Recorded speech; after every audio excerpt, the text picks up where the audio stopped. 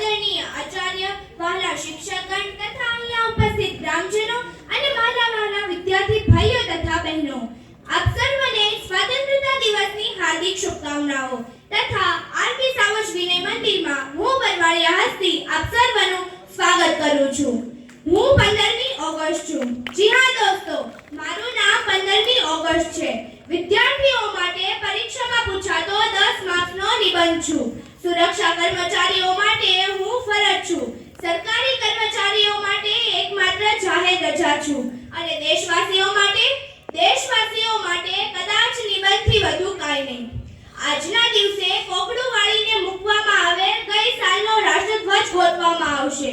જો તે ગણેશજીના વાહનનો આહાર બની ગયો હશે ને તો તાબડતોડ નવો ખરીદવામાં આવશે.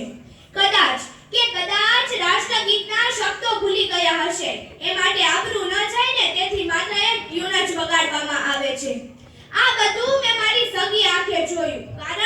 કારણ કે હું મૂંગી અને લાચાર 15મી ઓગસ્ટ છું. ત્યારબાદ રાબેતા મુજબ 8 થી 10 દેશભક્તિ ગીતો ઉપર નાના ભૂલકાઓ પોતાના અભિનય ગીતો રજૂ કરે છે. એ બાળકો જેટલી જ અલ્પ સંખ્યામાં ઉપસ્થિત શ્રોતાઓ દ્વારા તેમને વધાવવામાં આવે છે. ઓક્સિજન પર જીતી આ મારી હાલત અને એ બાળકોના ઉત્સાહને ટકાવી રાખવા માટે દાતાઓ દ્વારા ઇનામો જાહેર થાય છે.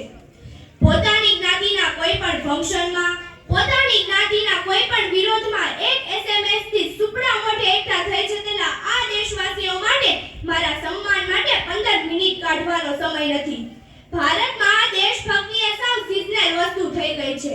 આટલા વર્ષોમાં હું ગૌરવ લઈ શકું તેવા આંગળીના વેઢે ગણાય તેટલા નામ પણ વર્તમાનમાં મારી પાસે નથી. આ દેશના એક અગસ્ત્ય ઋષિ હાથની અંજલીમાં દરિયાને પી ગયા હતા. એ કથા તો પુરાણમાં પણ પ્રસિદ્ધ છે.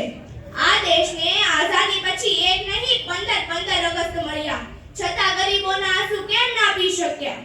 15મી ઓગસ્ટ તરીકે મને મુંજારો થાય છે. લાલ કિલ્લાની આ દીવાલો જોઈને મને ભગતસિંહ અને ચંદ્રશેખરની આંખોના લાલ રંગ સાંભળે છે.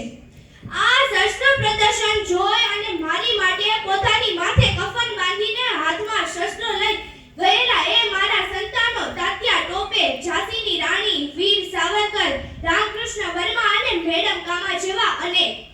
મારી પાસે ભવ્ય ભૂતકાળ છે, પરંતુ હું ઘાયલ વર્તમાનથી ઘવાયેલી 15મી ઓગસ્ટ છું. ભ્રષ્ટાચાર, કોમવાદ અને સ્વાર્થની ઉધઈએ મારા મૂલ્યને હણી નાખ્યા.